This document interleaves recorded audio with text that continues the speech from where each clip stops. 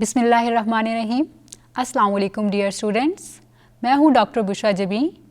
आज का programme general science के कोर्स कोड 6404 के टॉपिक मैकेनिक्स पर मुश्तमिल है। ये इस प्रोग्राम का पहला हिस्सा है। इसमें हम न्यूटन के लॉ ऑफ मोशंस के बारे में जानेंगे। आइए आगाज़ करते हैं मैकेनिक्स के तारुफ से। मैकेनिक्स क्या है? हमारे इर्द गिर्द जितनी भी चीज़ें हरकत कर रही होती हैं वो किसी न किसी मोशन के ऊपर मुश्तमिल होती हैं। जैसा कि अगर हम इसकी डेफिनेशन के हिसाब से देखें तो ये फ़िज़िक्स की ऐसी ब्रांच है जो कि स्टडी ऑफ मोशन करती है, और फिर ये मोशन किस वजह से हो रही होती है, या ये किसी न किसी फ़ोर्स की वजह से हो रही होती है, और ये फ़ोर्स अप्लाई करने से वो चीज़ अपनी जगह से हिलती है। तो इस तरह से डिस्प्लेसमेंट क्रिएट होती है, यानी फ़ोर्स अप्लाई करने से जो डिस्प्लेसमेंट क्रिएट होती है उसके जो इफ़ेक्ट्स हैं उनकी स्टडी को मैकेनिक्स कहा जाता है। तो इसके अगर हम एग्जांपल के तौर पे देखें कि motion of an object in our everyday life, जैसे कि आप देखें, आप चलते हैं, कोई चीज़ फेंकते हैं, या कोई चीज़ को वैसे पुश करके एक जगह से दूसरी जगह लेके जाते हैं, यानी तमाम किस्म की जो हरकत शामिल हैं वो इसी मैकेनिक्स की हेडिंग में आती है। अब इसके अंदर अगर आप देखें तो दो टर्म्स यूज़ होती हैं। एक होती है force, that is measure of interaction between two object, यानी वो ताकत जो आप लगाते हैं किसी चीज़ को हरकत देने में। अब वो ताकत दो किस्म की होती है, या वो पुल होती है या पुश होती है। पुल ये है कि धक्का देना, जब आप किसी चीज़ को आप अपनी तरफ खींचें, किसी ना किसी कुव्वत के साथ खींचें तो उसे कहते हैं पुल। जबकि दूसरी जो ताकत है, ताकत इसमें भी लगती है, जबकि दूसरी जो है वो पुश करने की यानी धक्का देने की ताकत है। तो वो जो पुश करने की पावर है वो भी एक फ़ोर्स लेती है। तो इन दोनों टाइप्स की फ़ोर्स को हम मैकेनिक्स में ही स्टडी करते हैं, चाहे हम किसी चीज़ को पुल करें या पुश करें, उसमें जो फोर्स यूज़ होती है उसकी study under the heading of mechanics आती है। दूसरी जो चीज़ है वो है मास। अब हर चीज़ का अपना वज़न है। आप खुद देखें, अगर आपने एक छोटी सी बॉल को कहीं लेके जाना है या छोटे से बॉक्स को लेके जाना है तो आपकी और तवानाई लगती है, एनर्जी लगती है। जबकि उसी की जगह एक बहुत बड़ा बॉक्स आपने एक जगह से दूसरी जगह लेके जाना हो तो उसमें आपको ज़्यादा ताकत चाहिए। तो ये मोशन और वो फोर्स जो मास पे डिपेंड कर रही है, इसकी स्टडी हम मैकेनिक्स में करेंगे। आगे जाके हम इनकी तफसीलात के बारे में जानते हैं। इस मैकेनिक्स के कुछ लॉज हैं जिनमें हम सबसे पहले देखेंगे first law of Newton's first law of motion, फिर उसके अंदर हम फोर्स और मास के स्टडी करते हैं, फिर Newton's law of motion second law of motion है, फिर थर्ड लॉ ऑफ मोशन है। तो ये तीनों लॉज मिल के मोशन यानी तमाम किस्म की जो हरकत हो रही हैं उनके ऊपर मुतासिर होते हैं, और हरकत के दौरान लगने वाली तमाम तवानाइयाँ या फिर उनके अंदर आने वाली तब्दीलियाँ, ये सब लॉ ऑफ मोशंस के ज़रिए ही जानी जाती हैं। आइए अब देखते हैं कि न्यूटन्स का फर्स्ट लॉ ऑफ मोशन क्या है।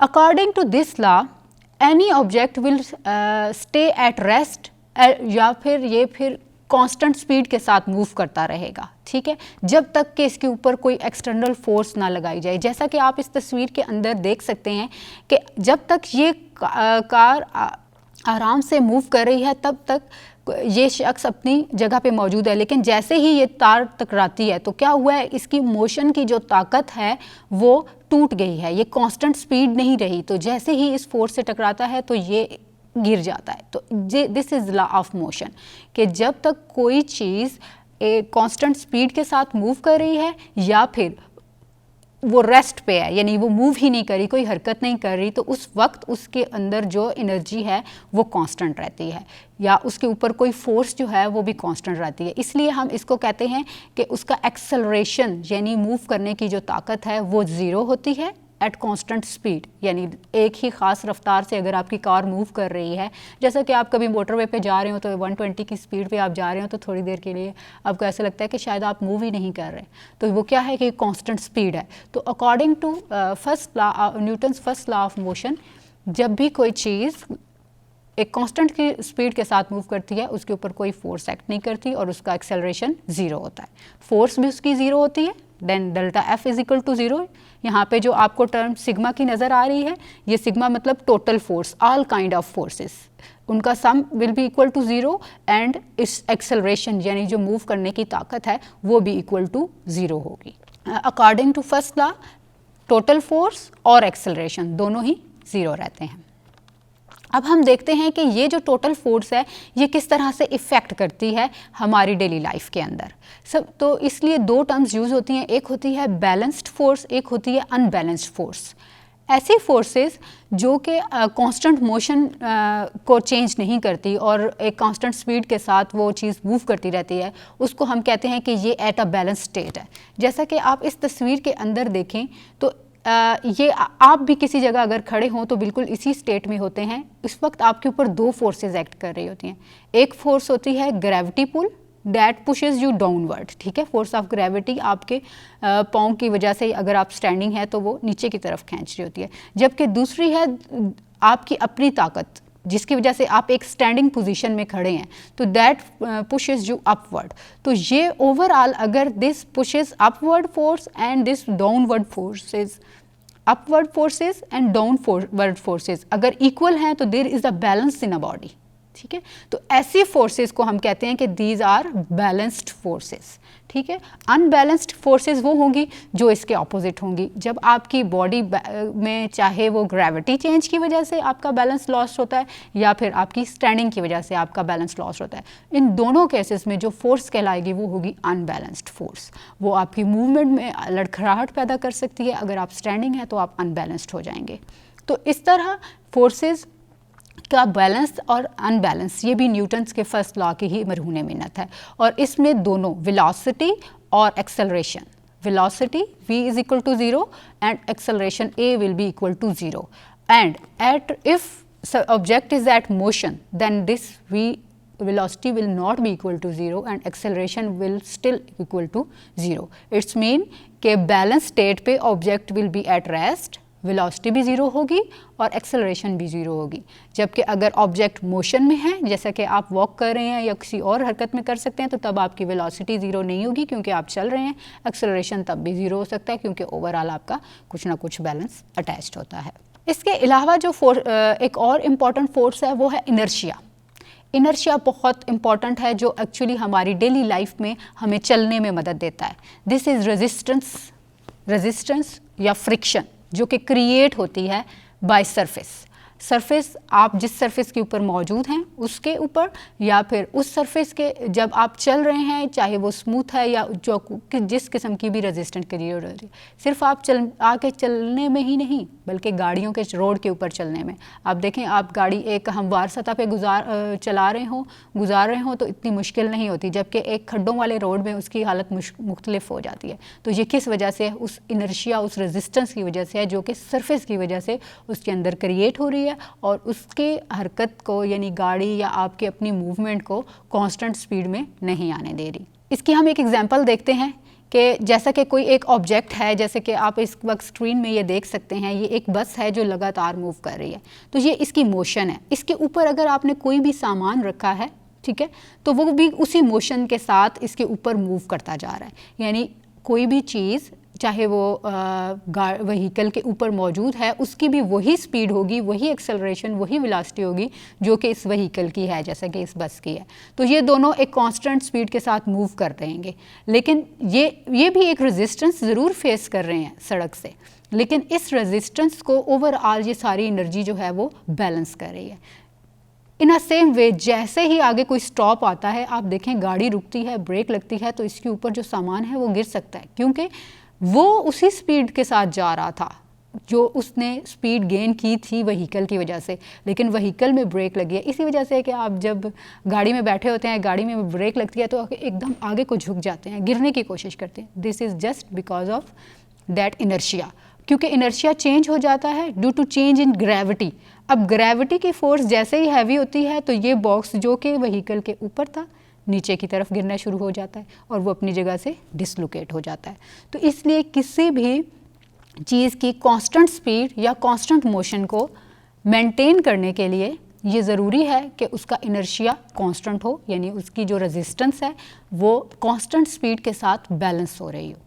यानी उसके अगर स्पीड चेंज होती है तो उसका इनर्शिया भी चेंज हो और वो ओवरऑल बैलेंस्ड रहे। इसके साथ ही हम देखते हैं कि ये मैस और इनर्शिया का क्या रिलेशनशिप है। मैस और इनर्शिया, हर चीज़ का कोई ना कोई मैस होता है, यानी कोई भी चीज़, इनर्शिया का कॉन्सेप्ट तो आपको समझ आ गया ना कि इसके अंदर एक फोर्सेस हैं और किस तरह से ये एक ऐसी प्रॉपर्टी है जो रेजिस्ट करती है चेंज इन मोशन को, जो कोई भी फ्रिक्शन या किसी भी मूवमेंट को करती है। लेकिन mass is something different, it is a measure of amount of inertia, यानी किसी भी चीज़ को मूव करने के लिए जितनी ताकत चाहिए होगी ना, ठीक है, वो उसका मास कहलाएगी।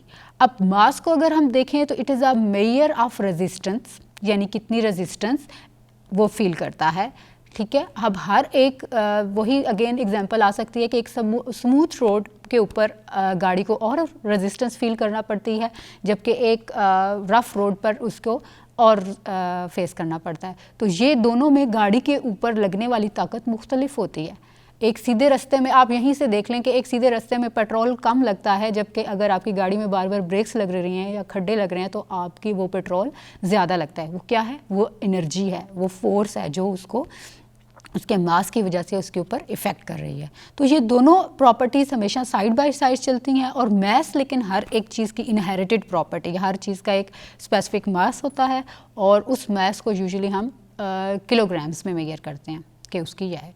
अब मास के साथ एक और टर्म आ जाती है जिसको हम कहते हैं वेट। वेट जो है it is the magnitude of gravitational force, यानी किसी भी चीज़ को जिस ताकत से फोर्स ऑफ ग्रेविटी अपनी तरफ खींचती है वो उसका वेट कहलाती है। ये जो डेली लाइफ में आप वेट मेजर करते हैं, इवन आप अपना भी वेट करते हैं तो आप कहते हैं कि आप 50 वेट बढ़ गया है, 50 था आप 52 हो गया, तो वो बेसिकली वो फोर्स ऑफ ग्रेविटी है जो आपके ऊपर लग रही थी आपके वेट को गेन कर बढ़ने या कम होने से जिस उस वज़न को बैलेंस कर रही थी। क्योंकि चाहे आप बैठे हैं या खड़े हैं, फोर्स ऑफ ग्रेविटी आपकी बॉडी पे एक्ट करती है। तो ये एक वेट हो गया। इसकी जो जनरल फार्मूला है वो है W is equal to mg। यहाँ पे W जो है वो वेट है, G जो है वो फोर्स ऑफ ग्रेविटी है जिसको हम यूनिवर्सल ग्रेविटी लॉ के ज़रिए डिटरमिन करते हैं, और m जो है वो मास है जो हमने पिछले स्लाइड में अभी डिफ़ाइन किया है। तो अगर हम यूनिट देखें तो यूजुअली वेट को न्यूटन में मेजर किया जाता है। It depends upon location. देखें आल्टीट्यूड और लैटीट्यूड्स में जाके वेट की वैल्यू डिफरेंट हो जाती है। This is because of force, वो फोर्स जिसके ज़रिए ग्रेविटेशनल फोर्स हमें खींचती है, जो कि आपको इस इक्वेशन में नज़र आ रही है। फोर्स इज़ इक्वल टू जी, यहाँ पे फोर्स ऑफ ग्रेविटी है capital M small m divided by R। R क्या है? Radius of that substance. M और मॉलिक्यूलर वेट और स्मॉलर वेट हैं। अब यहाँ पे फोर्स जो है वो जब हम वेट की बात कर रहे होते हैं तो that force is also equal to M into G, यानी W की जब बात होती है तो that is always equal to M into G, यानी लाजमी ग्रेविटेशनल फोर्स की बात होगी। अब वेट को थोड़ा सा और रिलेट करते हैं, जैसा कि अगर आप इस फार्मूला को डिटेल से देखें तो weight is equal to force that is any type of external force. अब जब भी कोई फोर्स अप्लाई करते हैं किसी भी ऑब्जेक्ट के ऊपर, फॉर एग्जांपल वो फ्री फॉल है, कहीं से गिर रहा है या एक दूसरे से टकरा रहा है या किसी एक जगह पे स्टैंडिंग पड़ा है या हम उसको रिलोकेट कर रहे हैं, तो कोई ना कोई फोर्स अप्लाई करते हैं। वो डायरेक्टली इफ़ेक्ट करती है किसके ऊपर? उसके वेट के ऊपर। चाहे उसका वेट कम है तो हमें कम फोर्स लगानी पड़ेगी, अगर उसका वेट ज़्यादा है तो हमें ज़्यादा फोर्स लगानी पड़ेगी। तो अब ये जो वेट है that applies in a equal way. Equal way किसके ऊपर इफेक्ट करता है? मास के ऊपर, यानी उस चीज़ का कितना मास है और उस मास के ऊपर कितनी फोर्स ऑफ ग्रेविटी एक्ट कर रही है। So there is a relationship between mass, weight and difference जो इन दोनों का है, total weight is always equal to mass into acceleration of gravity या ग्रेविटेशनल फोर्स। अब हम देखते हैं कि डिफरेंस क्या है वेट और मास के बारे में। सबसे पहले हम वेट को देखते हैं। डिफरेंस ये है कि वेट जो है वो पुल्स द एनर्जी, यानी जिस फोर्स ऑफ ग्रेविटी का जो पुल है उसके ऊपर डिपेंड करेगा। फिर ये डिपेंड करेगा कि इसका मैग्नीट्यूड और इसकी डायरेक्शन क्या है। Weight is also measured in newton. अगर हम वेट को किसी भी इंस्ट्रूमेंट से मेजर करें तो that is spring balance. Spring balance के थ्रू वेट को मेजर किया जाता है। और अगर हम इसकी अमाउंट को कंपेयर करें मैटर के साथ तो ये डिपेंड करता है उसके मैस पे। अब हम देखते हैं मैस क्या है। Mass is the amount of matter in a body, ठीक है, कितनी अमाउंट उसके अंदर मौजूद है। और ये ओनली मैग्नीट्यूड होता है, इसमें कोई डायरेक्शन नहीं होती। जबकि अभी आपने देखा कि वेट की कोई ना कोई डायरेक्शन होती है, यानी वो अपवर्ड है, डाउनवर्ड है, किसवर्ड है, डायरेक्शनल है। मास डायरेक्शनल नहीं है। न्यूटन में वेट को मेजर कर रहे थे, मास को हम किलोग्राम में मेजर करते हैं। किस यूनिट से मेजर करते हैं? किलोग्राम। जबकि मास जो है वो फिजिकल बैलेंस के थ्रू मेजर किया जाता है। जो तराजू आप सबके घरों में मौजूद है, हम डेली कोई ना कोई वज़न उठा रहे होते हैं, ये जो 2 किलो है या 4 किलो है या 5 किलो है, कोई वेजिटेबल्स लेने जाते हैं या कुछ भी लेने जाते हैं, तो ये सब under the heading of mass आता है। तो वेट उसका ओरिजिनल है जो ओवरऑल हम डिटरमिन करते हैं। तो ये थे कुछ डिफरेंसेस वेट और मास के बारे में। अब हम जाते हैं अपने अगले टॉपिक की तरफ, which is Newton's second law of motion. Second law of motion जो है, इसको अगर हम डेफिनेशन के हिसाब से देखा जाए तो जब भी हम किसी ऑब्जेक्ट को देखे जाए तो उसके ऊपर कोई एनर्जी नहीं लगा रहे, कोई फोर्स नहीं लगा रहे, तो वो अपनी जगह पे ही रहती है। न्यूटन का जो फर्स्ट लॉ है ये इंटरकनेक्टिविटी के बारे में बताता था कि किस तरह फोर्स अप्लाई हो रही है और उसके ऑब्जेक्ट के ऊपर क्या इफेक्ट आ रहा है। फॉर एग्जांपल, अगर हम इस रूल के हिसाब से देखें तो velocity is proportional to D S into D T. यहाँ पे v stands for velocity, D S is the change in displacement, यानी धक्का देने से उसने कितनी अपनी जगह चेंज की, फोर्स लगाने से उसने कितनी डिस्प्लेसमेंट की पर यूनिट टाइम, कि कितना टाइम लगा उस डिस्प्लेसमेंट को अकर होने में। दूसरा लॉ आ जाता है एक्सेलरेशन का। एक्सेलरेशन भी चेंज होती है, that is equal to velocity per unit time. A stands for acceleration, dv stands for change in velocity and dt is for time, change in time. So जब हम second law की बात करते हैं तो it changes with velocity and acceleration, ये दोनों इसके ऊपर इफ़ेक्ट करते हैं। यानी किसी भी चीज़ के ऊपर अगर हम फोर्स लगाएंगे उसकी स्पीड भी चेंज हो जाएगी और उसका एक्सेलरेशन भी चेंज हो जाएगा। और किस पे डिपेंड करेगा? पर यूनिट टाइम, यानी आप किसी चीज़ को कितनी देर पुश करते रहें या पुल करते रहें या मूव करते रहें, इस सब की स्टडी जो है वो second law of Newton second law of motion में आती है। अब हम देखते हैं कि ये टर्म एक्सेलरेशन क्या है। एक्सेलरेशन बेसिकली अगर हम डेफिनेशन के हिसाब से देखें तो the body is directly proportional to applied force, जो अप्लाई करेंगे फोर्स उसके हिसाब से वो मूव करेगी। जबकि यही इन्वर्सली प्रोपोर्शनल है इसके मास के। क्यों इन्वर्सली प्रोपोर्शनल है? अभी मैंने आपको बताया कि लाइट चीज़ को उठाएं तो कम ताकत उठानी लगती है, जबकि अगर आप हैवी चीज़ को उठाएंगे तो आपकी ज़्यादा ताकत लगेगी। तो ये उसकी एक्सेलरेशन पे इफ़ेक्ट करेगा। एक ज़्यादा वेट को दूर तक ले जाने में ज़्यादा वक्त लगेगा एज़ कम्पेयर टू एक लाइट वेट को दूर तक ले जाने में। तो इसकी जो स्टडी है वो under the heading of acceleration आती है। अगर हम इसको इक्वेशन की फॉर्म में देखें तो acceleration is directly proportional to total force, while this acceleration is inversely proportional. Inverse होता है जो उसके 1/o यानी उलट। तो acceleration is inversely proportional to its mass. So in total अगर हम इन दोनों इक्वेशंस को कंबाइन करें तो एक्सेलरेशन की डेफिनेशन के हिसाब से A is proportional to F/m हो जाता है। अगर हम इस इक्वेशन को रीअरेंज करें तो टोटल फोर्स यानी सिग्मा फोर्स यानी all type of applied forces is equal to mass into acceleration, F is equal to ma। तो ये फार्मूला है जो हमेशा एक्सेलरेशन को डिटरमिन करने के लिए यूज़ किया जाता है। F is equal to ma, F is the force, m is the mass and a is the acceleration. इसके साथ एक और टर्म हमने यूज़ की है, वो है फोर्सेस। यानी कि इस तरह आप देख रहे हैं कि हम बार बार फोर्स की बात कर रहे हैं कि वो किस तरह की होती है। तो अब हम देखते हैं कि ये फोर्स बेसिकली है क्या और इसकी कितनी टाइप्स हैं। Measure of interaction between two objects, जिसमें पुल एंड पुश दोनों की बातें शामिल हैं, यानी आप पुश कर रहे हैं या पुल कर रहे हैं, दोनों केसेस में फोर्सेस अप्लाई हो रही हैं। It is always a directional quantity, यानी इसका कुछ ना कुछ मैग्नीट्यूड होता है और कोई ना कोई डायरेक्शन होती है। मैग्नीट्यूड इसलिए कि उसकी कुछ ना कुछ मिकदार है और वो किसी ना किसी डायरेक्शन में उसको लगा रहे होंगे ताकि उसके अंदर डिस्प्लेसमेंट हो। और ये दो टाइप्स की हो सकती है, कॉन्टैक्ट फोर्स या फील्ड फोर्स।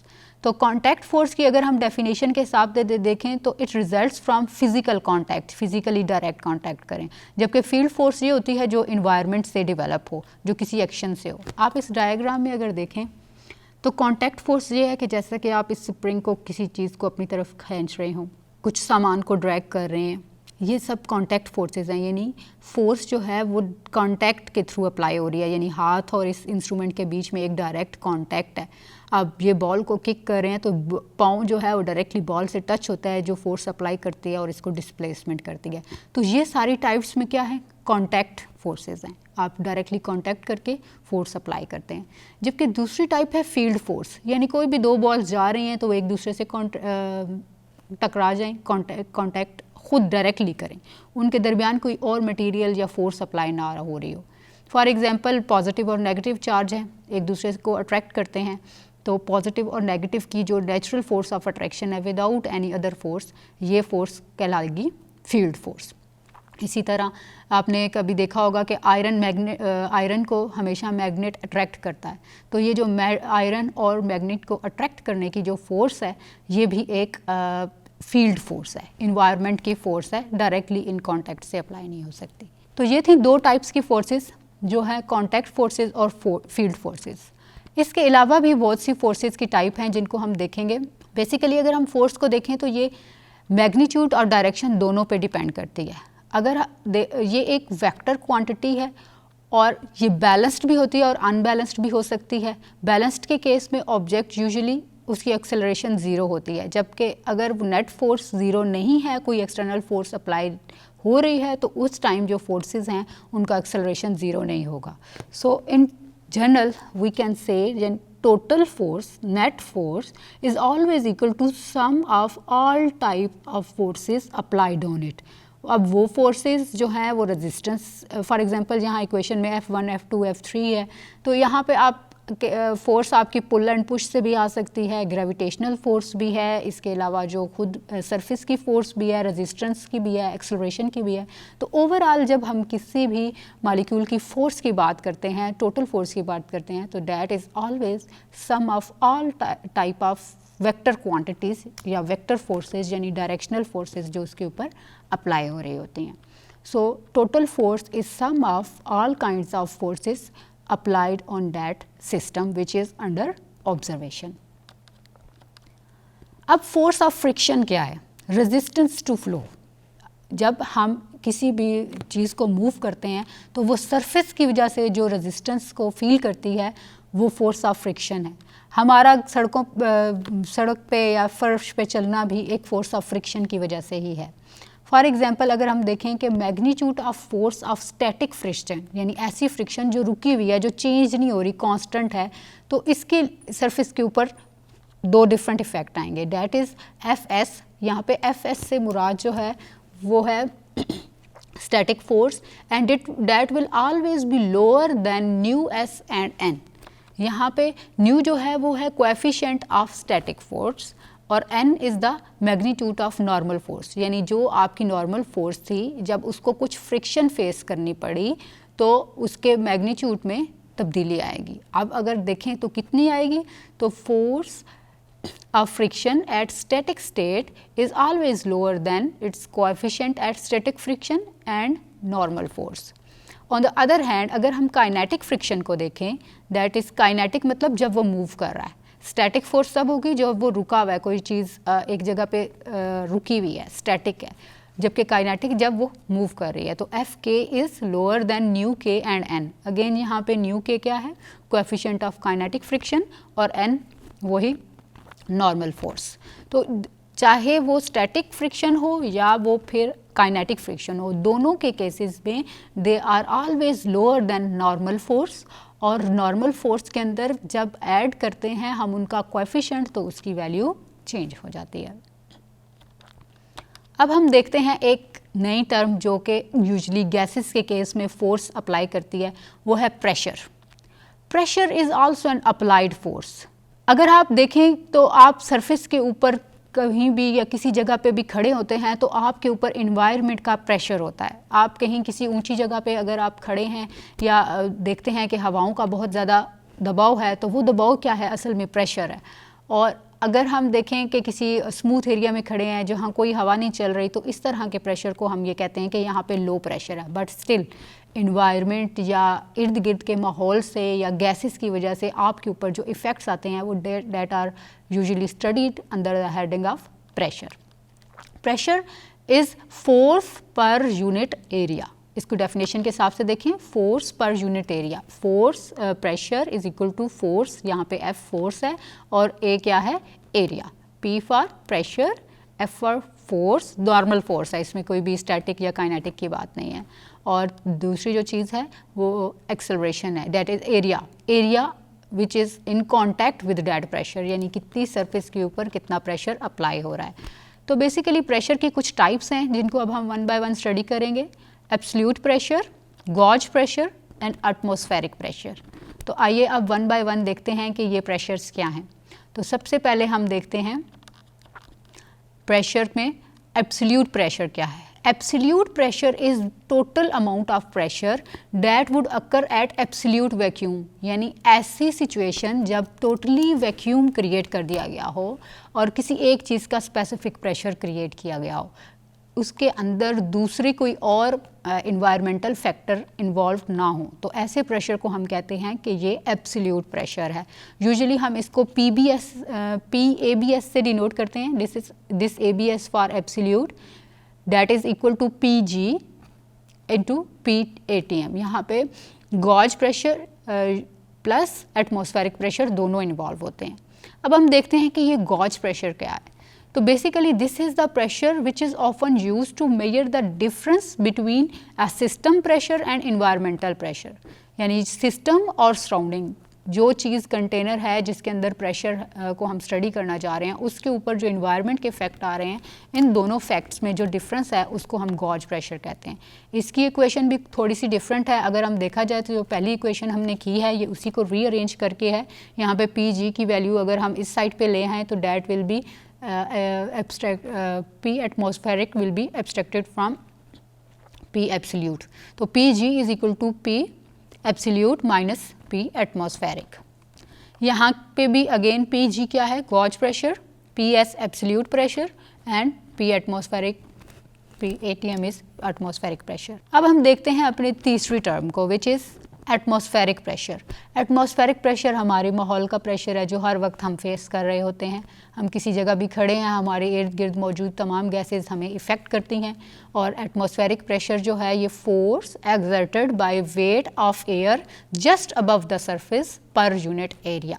किसी भी एरिया में जो सरफेस के अबव सरफेस है, जो भी प्रेशर दबाव है हवा का, वो हमारा एटमॉस्फेरिक प्रेशर कहलाता है। एटमॉस्फेरिक प्रेशर को यूजुअली बैरोमीट्रिक मेथड से मेजर किया जाता है, इसलिए सम टाइम इसको बैरोमीट्रिक प्रेशर भी कहा जाता है। एटमॉस्फेरिक प्रेशर की यूनिट क्या है, बैरोमीटर। अब हम यूनिट्स देखते हैं। ऐसा यूनिट्स के हिसाब से अगर देखा जाए तो इसको पास्कल में मेजर किया जाता है, न्यूटन में भी मेजर किया जाता है, न्यूटन पर स्क्वायर मीटर, क्योंकि फोर्स पर यूनिट एरिया है ना, तो फोर्स क्या है, न्यूटन, और यूनिट एरिया क्या हो जाएगा, स्क्वायर मीटर, न्यूटन पर मीटर स्क्वायर। इसके अलावा ब्रिटिश सिस्टम के हिसाब से अगर इसकी यूनिट देखें तो इसको पाउंड्स पर स्क्वायर इंच, पाउंड्स पर स्क्वायर इंच, और CGS सिस्टम के हिसाब से इसको बैरे के थ्रू मेजर किया जाता है। ये डिफरेंट यूनिट्स हैं जिनके थ्रू प्रेशर को मेजर किया जाता है। इसके साथ ही आज का प्रोग्राम का इख्तिताम होता है, जिसके और आज के इस प्रोग्राम में हमने पहले मैकेनिक्स के बारे में पढ़ा, फिर न्यूटन के फर्स्ट लॉ ऑफ थर्मोडायनामिक्स के को डिटेल में देखा, और उसके ऊपर जो डेफिनेशन थी उसके हिसाब से हमने different types of forces, inertia, mass and weight के बारे में मालूमात हासिल की। और फिर हमने सेकंड लॉ ऑफ थर्मोडायनामिक्स को भी स्टडी किया कि वो किस तरह से इफ़ेक्ट करता है, और लास्ट में हमारा जो टॉपिक था वो था प्रेशर। इसके साथ ही आज के प्रोग्राम का इख्तिताम होता है। मिलते हैं किसी नए प्रोग्राम और नए टॉपिक के साथ। अल्लाह हाफिज़।